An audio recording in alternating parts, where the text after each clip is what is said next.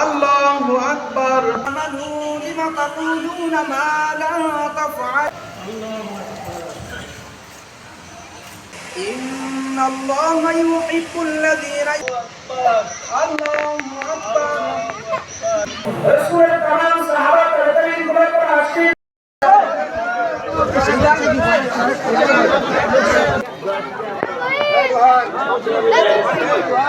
চাঁদ হলো তারিখ নির্ধারণ করবে। সুতরাং গোটা বিশ্বে যখন চাঁদ উঠে যাবে, ইয়াসআলুনাকা আনিল আহিল্লা কুল হিয়া মাওয়াকিতুল লিন্নাস, যখন গোটা বিশ্বে চাঁদ উঠে যাবে তখন এক তারিখ নির্ধারণ হয়ে যাবে।